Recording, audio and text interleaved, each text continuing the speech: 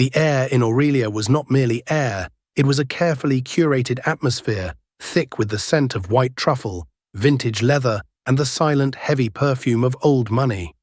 It clung to the damask curtains and settled in the deep-tufted velvet of the booths. Here, conversations were murmurs, laughter was a restrained tinkle of crystal, and the staff moved like ghosts in crisp black uniforms, their purpose to be invisible yet omnipresent. Ilara knew the rhythm of this place. She knew the subtle shift in a patron's posture that signaled the need for a water refill, the almost imperceptible frown that meant the steak was a degree too rare. For 2 years, she had been one of Aurelia's most proficient ghosts, her own life and identity packed away with her street clothes in a locker downstairs. Tonight, the centerpiece of this gilded stage was Alistair Finch. He wasn't old money, he was something newer, more volatile. A tech billionaire who had torn his way through the digital world like a meteor, leaving a crater of disrupted industries and vanquished rivals. He sat in the restaurant's prime booth, not with the quiet confidence of the inherited wealthy, but with the restless proprietary arrogance of a man who believed he had bought the world and was displeased with the service.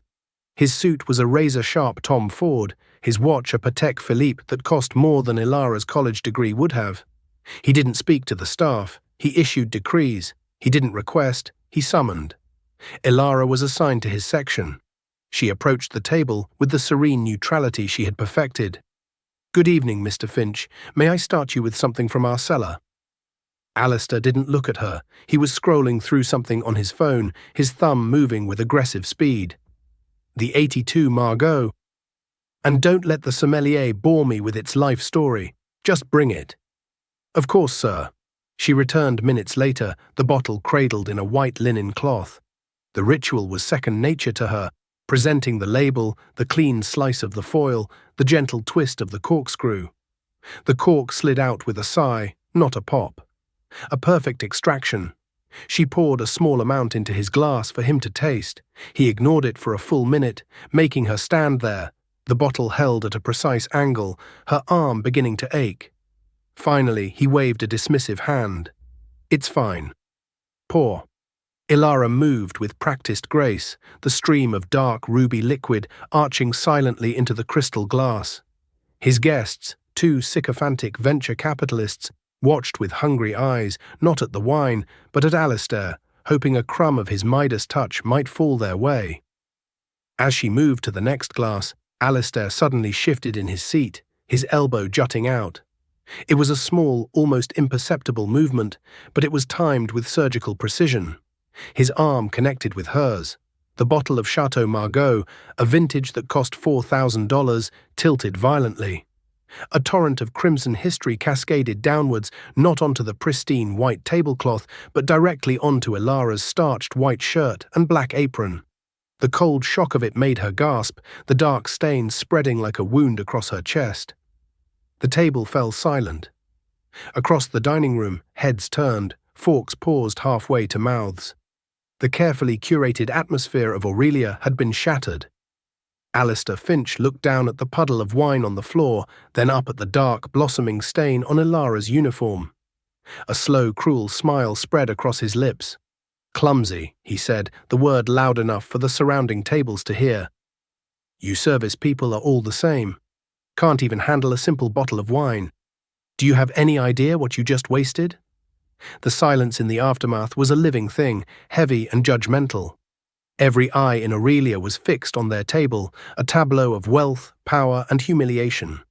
The wine, a deep arterial red, seeped into the fabric of Ilara's shirt, cold against her skin. It felt like a violation. Her training, the hundreds of hours spent perfecting the art of invisibility, screamed at her to apologize, to abase herself, to clean up the mess and fade back into the woodwork. That was the job. Absorb the blame, protect the client's ego, maintain the restaurant's placid surface. But something in his eyes stopped her. It wasn't annoyance or frustration, it was pleasure. He was enjoying this. He had done it on purpose. She had seen the minute, deliberate extension of his elbow. It was a calculated act of cruelty, a display of power for his fawning guests. He was a king in his court, and she was the jester he had chosen to douse in wine for a moment's amusement. "I apologize, sir," she managed, her voice tight. The words tasted like ash. "Apologize?" Alistair scoffed, leaning back and spreading his arms wide, playing to his audience. "An apology doesn't bring back a 1982 Margot. That wine was older and had more character than anyone in your entire lineage. And look at this." He gestured dramatically at a few tiny droplets that had splattered onto the sleeve of his suit. "This is a bespoke suit. You'll be paying for the dry cleaning, of course. And for the bottle." One of his guests, a man with a weak chin and predatory eyes, chuckled. "That's a few years of your salary, sweetheart." Ilara's manager, Monsieur Dubois, scurried over, his face a mask of panicked deference. He was a man who worshipped at the altar of the Michelin star and whose commandments were written on the back of a black Amex. "Mr. Finch, my deepest apologies. Is everything all right?" "This is inexcusable." He shot Ilara a look of pure venom. "What have you done?" "Your waitress has done it, Dubois," Alistair said, his voice dripping with condescension. "She's destroyed a piece of history and damaged my property. I expect her to be held accountable." Of course, immediately." Dubois turned to Ilara, his voice a harsh whisper. "Go to the back. Now. And you are paying for this. Do you understand me? Every last cent." Ilara stood frozen, the humiliation a hot flush creeping up her neck. Pay for it. It would take her 6 months to pay for the wine alone, not to mention whatever exorbitant fee Alistair's tailor would invent. It was a death sentence, handed down for a crime she didn't commit. "Sir," she said, her voice quiet but clear, finding a sliver of strength she didn't know she possessed. "It was an accident. But your arm—" Alistair cut her off, his voice turning sharp as shattered glass. "Are you accusing me, a guest in this establishment? Are you calling me a liar?" He slowly pulled out his wallet, a sleek piece of black alligator skin. He extracted a single crisp $100 bill and held it between 2 fingers, as if holding something distasteful. He extended it towards her. "Here, for your trouble. Go buy yourself a new shirt. And a new personality while you're at it." The offer was the ultimate insult. It wasn't compensation, it was a branding. It marked her as something to be bought, paid off, and dismissed. The diners at the next table were now openly staring, their faces a mixture of pity and morbid curiosity. This was their evening's entertainment. The $100 bill trembled in his manicured fingers. He wanted her to take it. He wanted her to bow her head, accept his pittance, and validate his absolute power over her. In that moment, something inside Ilara snapped. The years of quiet servitude, of swallowing insults and smiling through condescension, of pretending she was nothing more than a pair of hands to carry plates, it all came to a breaking point. Her hand shot out, not to take the money, but to push it away. "I don't want your money," she said, her voice no longer a whisper. It was steady, resonant, and it carried across the hushed dining room. "You what?" Alistair's eyes widened in disbelief. No one said no to him. "I said," she repeated, her gaze locking with his, "I don't want it." As she pushed his hand away, the cuff of her wine-soaked sleeve, heavy and damp, slid down her forearm. It was a small thing, a few inches of fabric shifting, but it changed everything. There, on the pale skin of her inner wrist, revealed under the soft golden light of the chandelier, was a tattoo. It wasn't a common design. It was an intricate, swirling crest of impossible detail, inked in a deep, almost luminous blue. It was a stylized rendering of a soaring falcon, its wings forming a protective circle around a single 7-petaled star at its heart. It was elegant, ancient, and radiated a strange, almost palpable sense of authority. The venture capitalist with the weak chin squinted at it. "Hey, what's that?" Alistair Finch's gaze followed. He saw the falcon. He saw the 7-petaled star. The smug, cruel expression on his face didn't just fade, it was wiped clean, replaced by a mask of utter bone-white shock. His breath hitched in his throat, his eyes, which moments before had been filled with arrogant contempt, now widened with a dawning primal terror. The blood drained from his face so fast he looked like a marble statue. "No," he whispered, the word a choked rattle. "It can't be." He stumbled backwards, his chair scraping violently against the polished floor. His hands flew to his chest as if to stop his heart from bursting out. His carefully constructed world, his empire of code and capital, was imploding behind his eyes. He wasn't looking at a waitress anymore. He was looking at a ghost. A ghost he had spent a decade and a fortune trying to ensure remained buried forever. The crystal wine glass, still half full, slipped from his nerveless fingers and shattered on the floor. His legs gave way.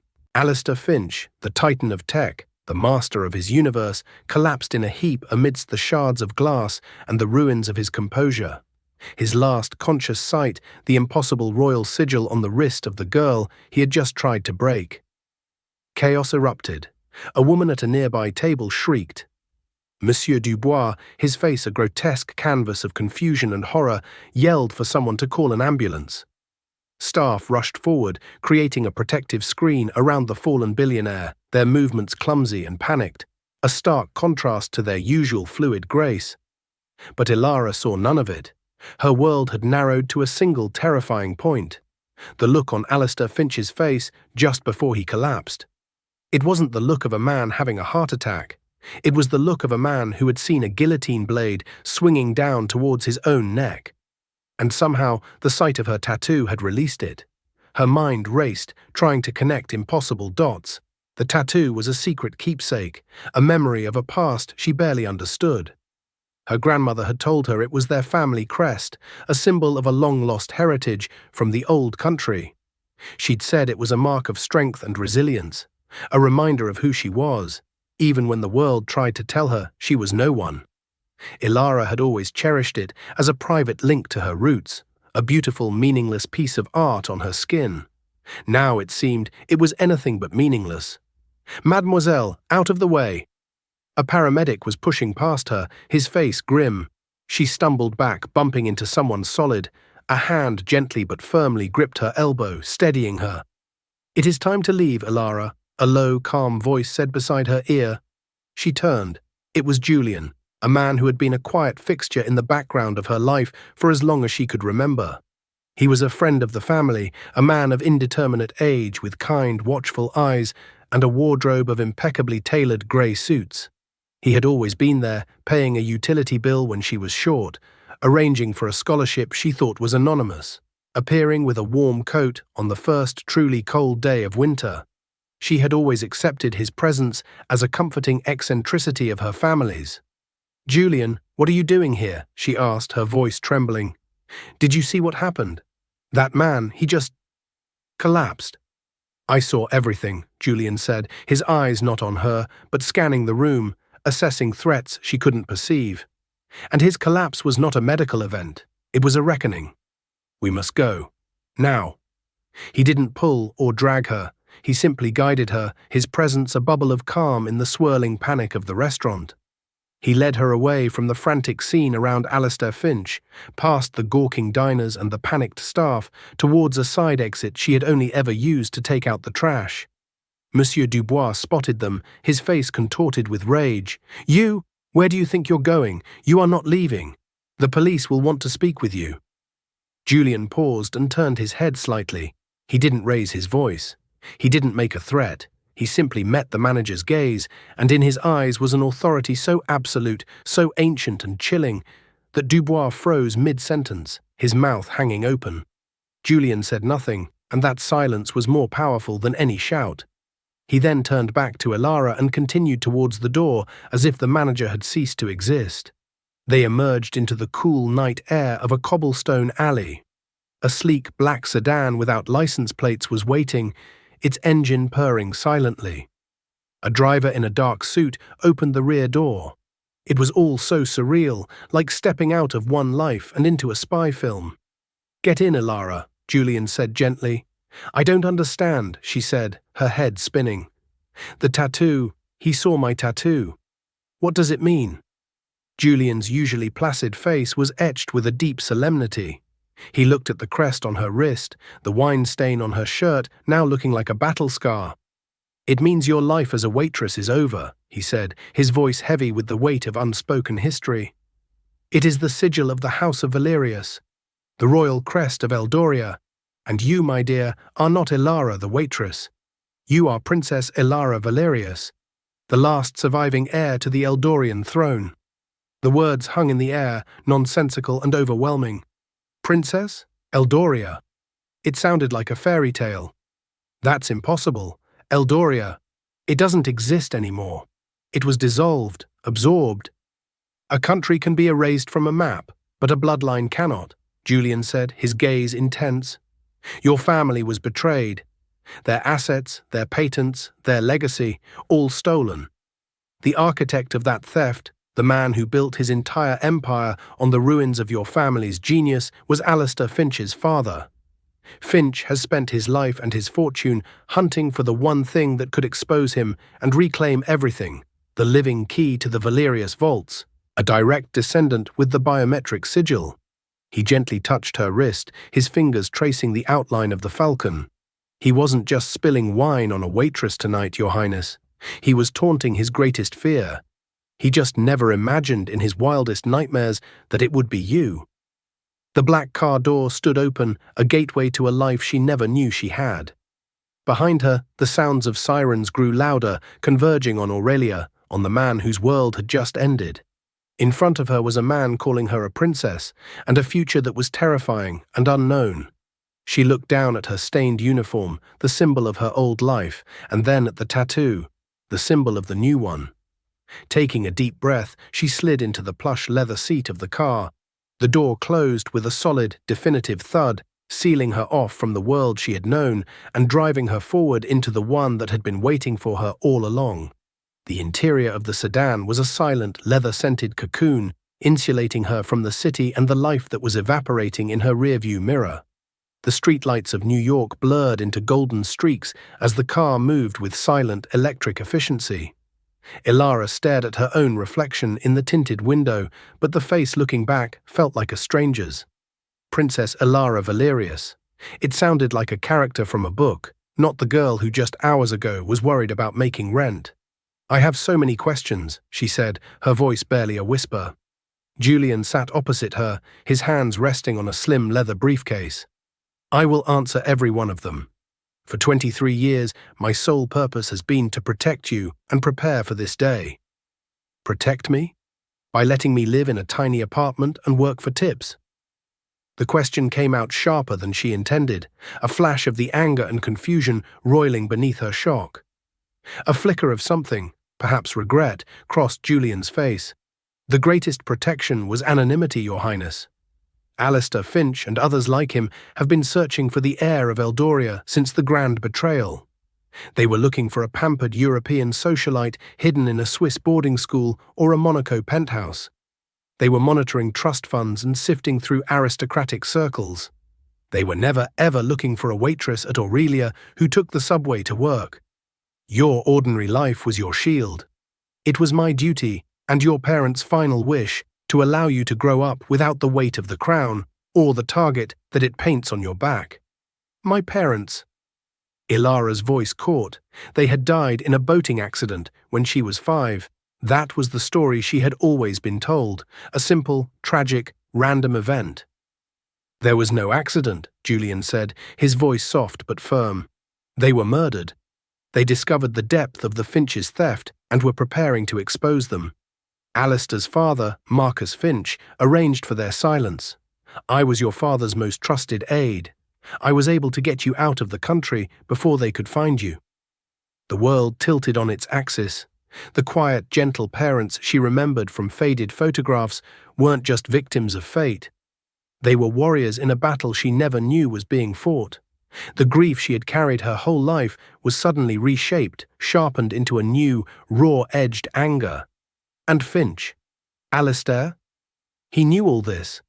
He inherited his father's empire and his father's paranoia, Julian explained, opening his briefcase. He laid out a tablet on the small table between them. With a few taps, a complex web of corporations, offshore accounts, and patent filings illuminated the screen. Finch Dynamics, Alistair's flagship tech company, the source of his billions. Its foundational patents are fraudulent. The core technology for their microprocessors, their AI algorithms, their revolutionary battery storage. It was all developed by your grandfather, Prince Theron Valerius. He was a visionary, a genius decades ahead of his time. Marcus Finch was his trusted financial advisor. He systematically siphoned the intellectual property, filed patents under his own name, and orchestrated the political coup that dissolved Eldoria, leaving him with the technology and the Valerius family with nothing but exile and, eventually, death. Ilara stared at the screen, at the intricate diagram of theft. So all of this, his entire life's work, is built on a lie. A lie he has desperately tried to protect, Julian confirmed. But your grandfather was clever. He knew Marcus was a viper. The most critical data, the original blueprints, the incontrovertible proof of ownership, and the master key to the family's hidden financial assets. It was all secured in a digital vault. A vault that cannot be hacked or broken into. It can only be opened by one thing. The sigil, Ilara breathed, looking down at her wrist. More than that, Julian said, the tattoo is merely the visible component. The ink is infused with a unique biocompatible marker, keyed to your specific DNA sequence. When placed on the vault's scanner, it verifies your bloodline. You are not just the key, Your Highness. You are the lock, the vault, and the treasure all in one. Without you, the Valerius legacy remains forever inaccessible. With you, Alistair Finch's entire world can be dismantled. The car finally slowed, pulling into a private underground garage beneath a nondescript but elegant pre-war building on the Upper East Side. The life of a waitress was miles and a lifetime away.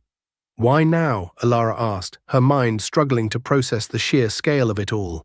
What changed tonight? He did, Julian said, his eyes hard. Finch's arrogance finally outstripped his caution. For years he has been a predator, circling, hunting. Tonight he decided to play with his food. That single, cruel, spontaneous act of spilling wine on you did what years of our careful planning could not. It brought you face to face. It forced the reveal. He thought he was asserting his power, but instead he signed his own death warrant. The moment he saw that sigil, he knew the ghost he'd been chasing was real. And his time was up. His collapse wasn't a heart attack. It was the physical manifestation of absolute ruin. The driver opened her door. As she stepped out, Ilara felt a strange sense of calm settling over her. The shock was giving way to a cold, clear resolve. Her life had not been a random series of unfortunate events. It had been a prologue. The story her parents had started, the one they had died for, was now hers to finish. What happens now? She asked, looking at Julian, her protector, her guide. Now, he said, a faint, determined smile touching his lips for the first time. We stop hiding. We prepare for war. You have spent your life serving others. It is time for you to learn how to rule. The penthouse Julian led her to was less a home and more a command center disguised in Italian marble and floor-to-ceiling glass. The sprawling space offered a god's-eye view of the city, the lights of 1,000,000 lives twinkling below, each one suddenly seeming smaller, more distant. Her cramped apartment, with its leaky faucet and noisy neighbors, felt like a memory from another person's life. On a large mahogany table in the center of the living room, a team of 3 people, a stern-looking woman with sharp grey hair and 2 intense young men in dark suits, were already assembled, laptops open, a satellite phone at the ready. They all stood as she entered. Your Highness, the woman said, her voice crisp and formal, I am Evelyn Vance, head of your legal counsel. This is Liam and Noah, our lead strategists. We have been waiting for you. Ilara looked from their serious faces to Julian. You had a legal team waiting for me. A government in exile, Julian corrected gently. Loyalists to your family. Evelyn's father was your grandfather's chief minister. Our families have served the House of Valerius for generations. We have spent 2 decades preparing for this moment, assembling the evidence, tracing the stolen funds, and building the legal framework to reclaim what is yours. Evelyn Vance stepped forward, holding a tablet. Mr. Finch was taken to Mount Sinai Hospital. He is stable, claiming it was a severe panic attack. But the damage is already done. A witness at Aurelia, a journalist, luckily for us, live-tweeted the entire event. The story of the billionaire bully is already trending. The narrative for now is that he had a public meltdown after harassing a waitress. They don't know the real story, not yet. We need to control that narrative, Liam, one of the young men, interjected, his eyes glued to a screen showing cascading social media feeds. Right now, you are the unidentified waitress, the victim. We need to change that before Finch's PR machine can spin this and paint you as an extortionist or a plant. Ilara walked towards the window, the city lights reflecting in her eyes. He didn't just harass me. He built an empire on my family's stolen legacy. He's connected to my parents' murder. This is bigger than a news cycle. Precisely, Evelyn said, a note of approval in her voice. Which is why our first move cannot be a press release. It must be a declaration of war. Julian has confirmed your identity. We are ready to activate the Eldoria Protocol. The Eldoria Protocol? Ilara asked. Noah, the other strategist, spoke up. It's a multi-pronged attack. First, legal. We have prepared injunctions to be filed simultaneously in New York, London, and Zurich to freeze all known assets of Finch Dynamics and Alistair Finch personally, pending an investigation into intellectual property fraud and racketeering. The filings cite the existence of a legitimate heir to the Valerius estate. Second, financial, Liam continued. We have a dossier on Finch's board of directors and key investors. It details exactly how much of their portfolio is dependent on the fraudulent Valerius patents. We will leak this information to a select group of financial journalists. The moment the markets open tomorrow, Finch Dynamics stock will plummet. We will bankrupt him on paper before he's even had his breakfast. And third, Julian added, his voice low and serious, the vault. The final proof. We have located it. It's not in a bank. It's far more secure. Your grandfather built it into the foundations of the old Eldorian embassy here in New York. A building Finch himself bought and now uses as a private corporate retreat, never knowing the treasure he was sleeping on top of. Ilara turned from the window, her expression hardening. The fear and confusion were being burned away by a cold, righteous fury. This wasn't just about money or a title. It was about her parents. It was about a lifetime of lies.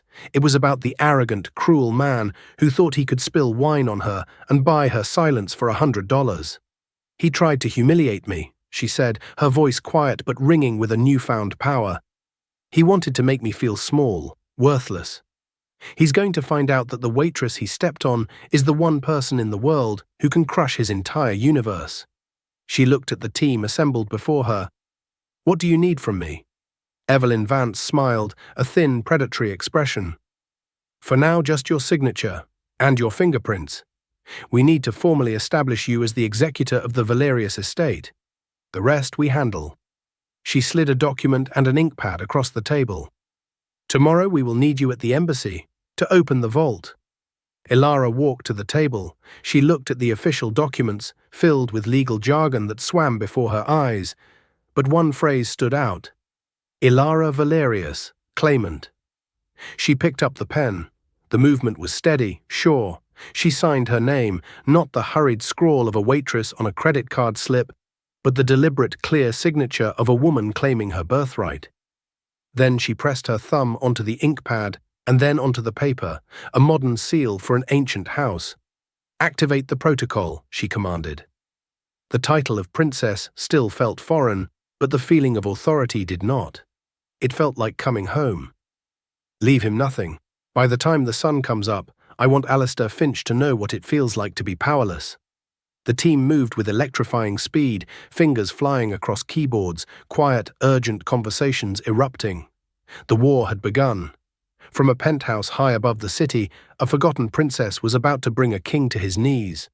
The first tremor hit Alistair Finch's world at 4:17 a.m. He was in a private suite at Mount Sinai, the sterile white walls feeling more like a prison than a sanctuary. He had discharged himself against medical advice, his doctors unable to find anything physically wrong with him beyond the effects of a massive adrenaline spike. His PR team had already crafted the official story: exhaustion, dehydration, the immense pressure of running a global empire. It was a plausible lie, one he'd used before, but it wouldn't be enough to contain this. His phone buzzed violently on the bedside table. It was his chief financial officer, David Chen, his voice frantic, stripped of its usual calm precision. Alistair, what the hell is going on? We've been hit with a coordinated asset freeze. New York, London, Zurich, everything, the corporate accounts, your personal trusts, everything is locked down. Alistair sat bolt upright, the hospital gown feeling flimsy and ridiculous. On what grounds? He snarled, his voice hoarse. I don't know. The injunctions are sealed, but the filing party is listed as the estate of the Royal House of Valerius. Alistair, that's the Eldoria file, the ghost story. I thought you said it was handled. Ice water flooded Alistair's veins. The image of the tattoo, the falcon, the seven-petaled star, flashed behind his eyes. It wasn't a hallucination. It was real. The waitress. She's alive, Alistair whispered, the words catching in his throat. Who's alive? David yelled through the phone. Talk to me. Before Alistair could answer, his personal tablet, linked to the stock market pre-trading data, began to chime with a cascade of alerts. He snatched it. The news was already breaking. An exclusive report from the Wall Street Journal, citing an anonymous but impeccably sourced dossier, was questioning the foundational patents of Finch Dynamics.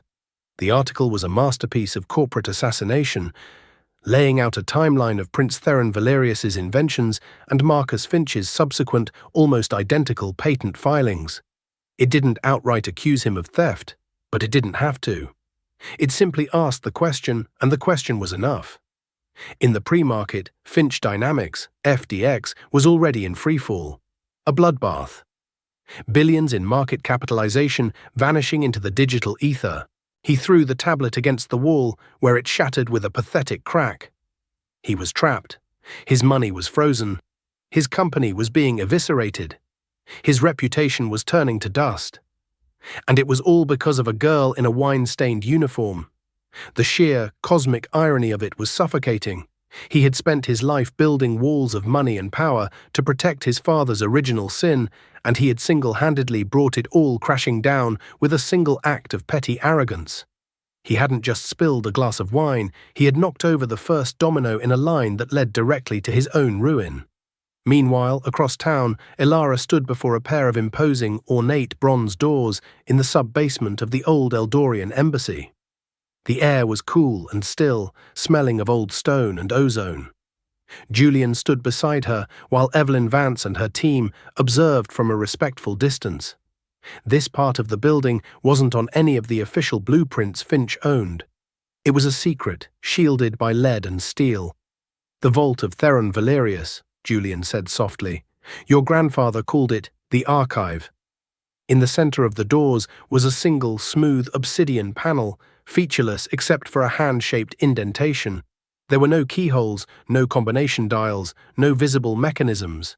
He always said the bloodline was the only key that could not be copied, stolen, or forged, Julian said. Place your hand on the panel. The scanner will read the sigil on your wrist and cross-reference it with the biometric markers in your blood. Ilara took a deep breath. This was it. The culmination of a lifetime she hadn't known she was living. She reached out and placed her right hand into the indentation. The stone was cool to the touch. For a moment, nothing happened. Then a soft blue light emanated from the panel, tracing the lines of the falcon and star on her skin. The light pulsed, and she felt a faint vibration, a deep thrum that seemed to run up her arm and into her very bones. With a hiss of hydraulics and the sound of massive tumblers, older than she was, turning deep within the walls, the bronze doors began to part. They slid open silently, revealing not a room piled high with gold and jewels, but a stark white climate-controlled chamber. In the center, on a simple pedestal, sat a single object, a crystalline data cube, glowing faintly with its own internal light. Evelyn Vance let out a breath she seemed to have been holding for 20 years. The legacy, she whispered. Ilara walked into the chamber. It felt like stepping into a sanctuary. She reached out and picked up the cube. It was warm, humming with latent energy. It contained everything. The original schematics, her grandfather's video logs, the irrefutable evidence of Marcus Finch's betrayal, and the digital keys to her family's true, hidden fortune. A fortune that dwarfed Alistair Finch's stolen empire. She turned to Julian, the cube held in her hands. He wanted to make me pay for a $4,000 bottle of wine. A small, hard smile touched her lips. I think the price just went up. She was no longer Ilara the waitress, a victim of a billionaire's whim. She was Princess Ilara Valerius, armed with the truth, and she was about to present Alistair Finch with a bill he could never hope to pay. The final confrontation did not take place in a courtroom. It took place in his sanctuary, the 80th floor boardroom of Finch Tower. But he had not been summoned by her. He had fled there, a cornered animal seeking familiar ground. He was a king in a kingdom of ghosts, his board members' faces dark on the video monitors, their voices a funereal drone of resignations and recriminations before they blinked out one by one. His lawyers had just left, their briefcases full of motions he knew would fail, their faces etched with the grim knowledge of a case already lost. He was staring out at the grey, unforgiving skyline when the boardroom doors hissed open. He didn't turn. "If that's security, get out," he rasped. "I've given the order. No one enters this floor." "The security of this building is no longer under your authority, Mr. Finch," a calm female voice replied. He froze, every muscle in his body going rigid. He knew that voice. He turned slowly, his heart hammering against his ribs. There she was, the waitress. But the woman before him now bore no resemblance to the ghost from Aurelia. Gone was the uniform, replaced by a simple but impeccably tailored navy blue dress that spoke of absolute power. Her hair was pulled back, her expression serene, her eyes holding not a trace of fear, only a chilling final judgment. She looked as if she owned the very air in the room. Behind her stood Julian and the sharp-eyed lawyer, Evelyn Vance. "What are you doing here?" he snarled, the sound thin and brittle. "This is private property." "On the contrary," Evelyn Vance said, stepping forward and placing a thick folio on the vast marble boardroom table. "According to the preliminary findings of the New York State Court, this entire building, the company that resides within it, and all its holdings are considered assets derived from criminal fraud, which makes them the property of our client, Princess Ilara Valerius." Alistair let out a harsh, barking laugh that held no humor, only desperation. "Princess, you can't be serious. You think that little fairy tale is going to hold up in court?" "We're long past that," Ilara said. Her voice was quiet, yet it filled the cavernous room. She walked calmly to the head of the table, his seat, and placed the glowing data cube beside the folio. "While you were trying to unfreeze your bank accounts, we were presenting this to the SEC and the Department of Justice. It contains my grandfather's video logs, with date and time stamps that predate your father's patents by over a year. It contains the original source code for your revolutionary operating system. It contains everything." She gestured to the panoramic window, to the city sprawling below them. "All of this," she said, her voice a soft, devastating blade, "is a house of cards built on a stolen foundation. And I am the wind that's come to blow it all down." He stared at her, the last vestiges of his arrogance crumbling into dust. He saw it now, in the line of her jaw, the confidence in her stance. He saw the Valerius bloodline. He saw the ghost of the prince his father had destroyed. The fight drained out of him, replaced by the hollow, echoing emptiness of absolute defeat. "What do you want?" he finally asked, his voice a broken whisper. "Money? You can have it. A settlement. Name your price." A faint, pitying smile touched Ilara's lips. "You still don't get it. You think everything has a price tag. You tried to pay me $100 to cover up your cruelty. You think you can pay me now to cover up your family's crimes." She took another step closer. "But this isn't about money. This is about an education. My education." Alistair looked at her, confused. "What are you talking about?" "My 2 years at Aurelia," she explained, her voice as smooth as polished steel. "Julian thought it was just a hiding place, but for me, it was a classroom. To be a good waitress, you have to be invisible. And when you're invisible, you learn to see everything. You learn to read the subtle tremor in a man's hand when he's lying to his wife. You see the desperation in a junior executive's eyes when he's failing to impress his boss. I saw you that night, Alistair. I saw the restless boredom, the casual cruelty. I saw a narcissist who only feels powerful when someone else feels small. And I knew exactly how to break you." She gestured to a small, almost invisible lens embedded in a floral arrangement on the credenza. A tiny red light was glowing. "This meeting isn't private. It's being live-streamed. To every major news network, to every financial blog, to every screen in Times Square. The whole world is watching, Alistair. They saw you try to bargain your way out of justice, and now they will hear my terms. The blood drained from his face for the second time in 24 hours. He stumbled back, his eyes darting to the lens, then back to her, his mouth opening and closing without a sound. Public. This was public. This wasn't a negotiation, it was a global execution. You won't be going to prison, she said, her voice carrying the weight of a final sentence. The world heard it. That would be too simple. You're going to give it all back. You will now look into that camera and issue a full public confession detailing the intellectual property theft that Finch Dynamics was founded on. You will step down as CEO, effective immediately. The company will be seized and restructured. Its assets will fund the new Valerius Institute for Technological Advancement and Ethical Practice, ensuring my family's legacy is used to build, not to steal. You will be left with a modest trust, enough to live, but not enough to wield power. You will spend the rest of your life in obscurity, watching as the name Valerius is restored to a place of honor, while yours becomes a footnote, a cautionary tale about the high cost of arrogance. She walked around the table until she was standing directly in front of him, so close she could feel the faint tremor running through his body. At the restaurant you wanted me to pay for a bottle of wine. Instead, you will pay for a lifetime of lies.